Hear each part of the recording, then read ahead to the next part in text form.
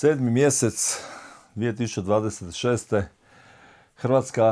Hrvatska vlada opet baca bajke, lire, sustavno laže i vara govoreći o turističkoj sezoni. Turistička sezona, ako ćemo to uspoređivati sa najvišom konkurencijom, Hrvatska je jeftinija.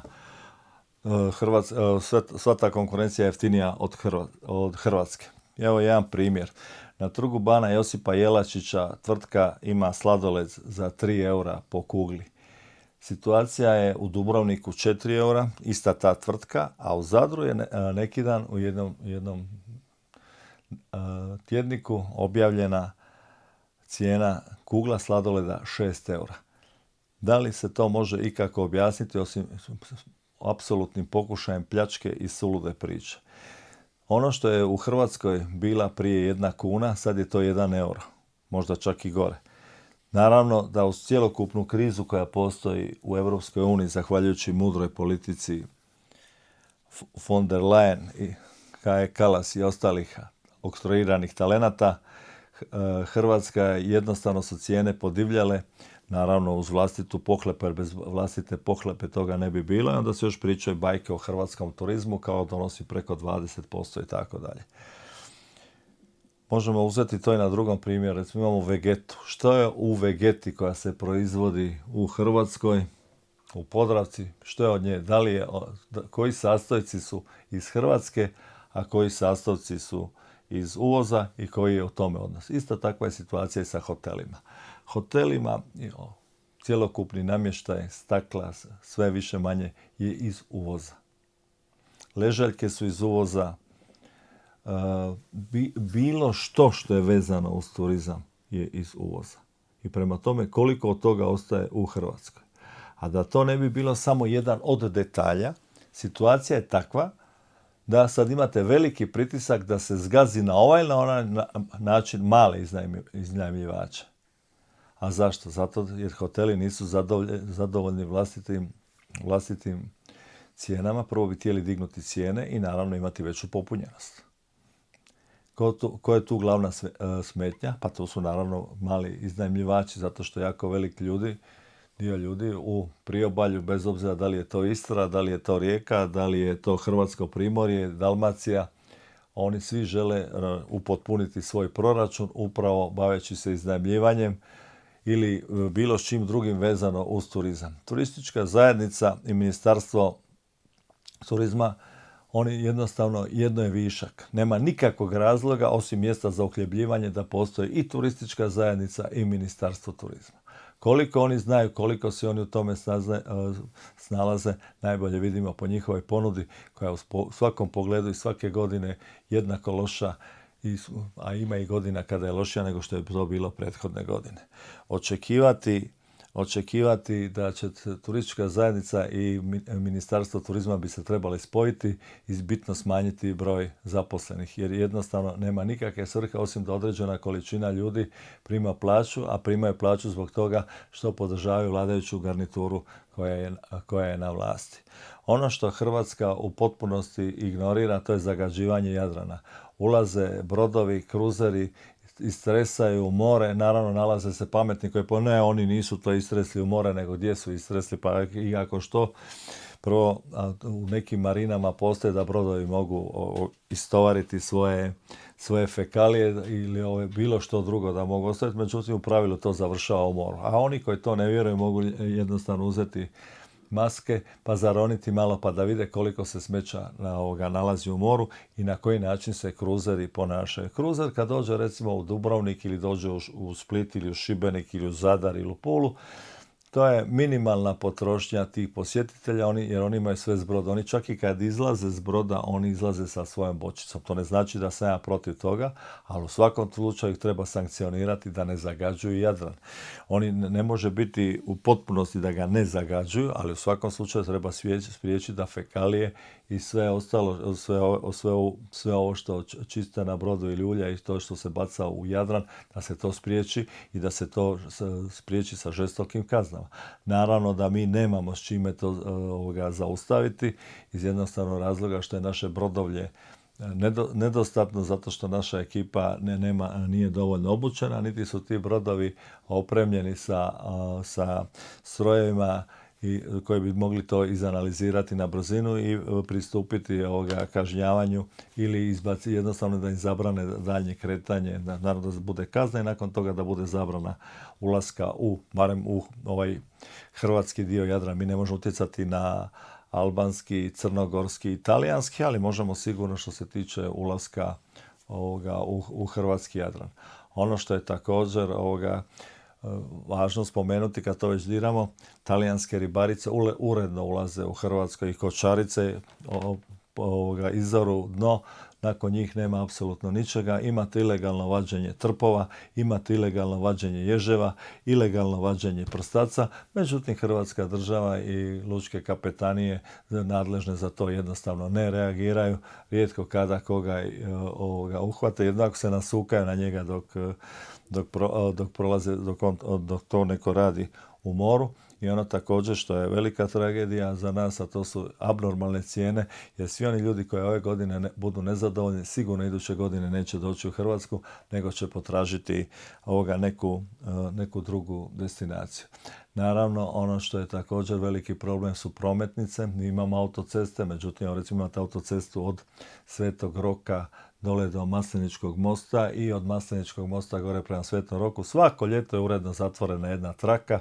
Bilo bi vrlo zanimljivo čuti od velikih umova iz Ministarstva prometa zbog čega to rade. Mislim, zbog čega je ta traka zatvorena ako je napravljena normalno, ako ide uzbrdo da u toj traci idu kamioni koji su spori i tako dalje, da ove dvije trake funkcioniraju za normalan promet. Isto je tako bila iracionalna gradnja na takav način, ali to je za neku drugu priču. Međutim, činjenica je da ta autocesta nije dovoljna. U svu autocestu je moralo paralelni pravac biti napravljen. U svakom slučaju tamo kad se ide preko Velebita, ono gdje je tunel Predzid, trebalo bi naći neko drugo rješenje, a da se ne ide s onim pustim serpentinama, se penje uzbrdo od Obrovca i od Prezida prema Obrovcu. Prema tome to bi trebalo riješiti u sklopu turističke zajednice. Ono što je također važno za turističku zajednicu, a to bi bilo da Hrvatska ima svoju helikoptersku službu spašavanja sa pripadajućim helidromima. 5 helikoptera je dovoljno da se Hrvatska to riješi.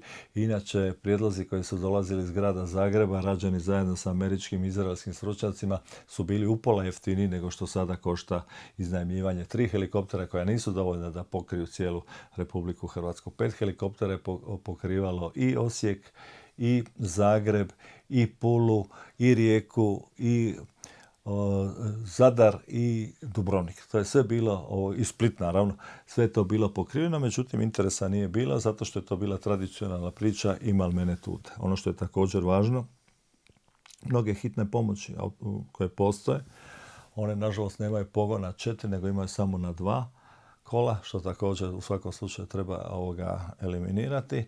I ono što je bitno, trebalo bi pojačati, to je grad Zagreb imao, međutim nova garnitura na vlasti je ukinula, to je da imate motore, zato što motor kad je u gužvi on puno lakše može proći i dati prvu pomoć, bez obzira da li je to u Dubrovniku ili da li je to u Rovinju ili je to u Varaždinu ili u Koprivnici. Međutim, to nažalost ne funkcionira, u Zagrebu je to bilo. Ovi prepametni koji su došli na vlast, oni su to ukinuli jer nisu razumjeli, oni valjda su htjeli forsirati bicikla, ali se to nikada nije dogodilo. Također, što se tiče unapređenja hitne pomoći, ne samo tijekom turističke sezone, nego tijekom cijele godine, pisan je nekoliko puta dopis Ministarstvu zdravstva i to ne jedanput, nego razni ministri se izmjenjivali, međutim nikada nije odgovora, a to je formiranje, to samo jedan sitni detalj trebali promijeniti u zakonu o hitnoj pomoći, a bit je bilo o tome da se od dobrovoljaca formira prva pomoć prije prve pomoći. Znači imaš mobitel, na mobitel ti dođe poruka, ako dispečer vidi da se ti nalaziš negdje blizu gdje je nekoj osobi pozilo i da se toj osobi koja je pozilo pomogne prije nego što dođe hitna pomoć. Ta stvar recimo konkretno funkcionira u Izraelu, to više od 10 godina funkcionira, a ovi lumeni koje smo imali, recimo sadašnja velika lumenica od ministrice ili prošli lumen od ministra, oni se nisu niti udostojili odgovoriti na taj dopis. potopiti. Zašto? Zato što oni to jednostavno ne razumiju. Njihov maksimum je bio taj što su valjda prvi od kamenog doba naučili skoro sva slova, još završili medicinu i gdje ćeš veće sreće. Mislim, ne dolazi obzir da bi sad oni se nešto u to petlja, oni sve još znaju i još usput gledaju u velikog vođu Plenkovića kao nekoga koji je nastao bezgrešnim začećem i nemaju apsolutno nikakvih primjedbi. I zato se nalazimo tu gdje jesmo. Činjenica je da je hrvatska poljoprivreda uništena, činjenica je da je hrvatska industrija uništena, a polako ali sigurno uništava se i hrvatski turizam. Od čega će Hrvatska živjeti? Tu ne snose odgovornost samo garnitura na vlasti, poglavito sa Plenkovićem, nego i svi oni koji za te garniture glasuju, ali ne samo na državnoj razini, nego naravno i na lokalnoj razini. Na lokalnoj razini pogledajte na što sliči danas grad Zagreb usred turističke sezone. Imate hrpu radilišta i na velikom broju radilišta imate po 2, 3 ili po nijednog radnika i tu nema nikakve žurbe. Recimo kad se nadvožnjak dole petlja Držićeva, Slavonska renovirao, duže se renoviralo nego što se ta petlja gradila. I nikom ništa, vikendima se ne radi, popodne se ne radi, zašto bi se radilo? Evo sad je vruće, znaš, pa ono jedan možda radi, možda dva rade, ali uglavnom kad se vozite ne vidite nikoga, a cijeli grad je ispresjecan i ono što je najgore, kad se rade pravci što se trebaju raditi, onda treba biti plan da postoji alternativni prolaz. Međutim, ovdje se i alternativa i sječe i nikom ništa. I naravno ti radovi traju beskonačno dugo, recimo kao Sarajevska ili kao bilo koji drugi projekt u gradu Zagrebu, a grad Zagreb je glavni grad, on živi i diše i za vrijeme turističke sezone.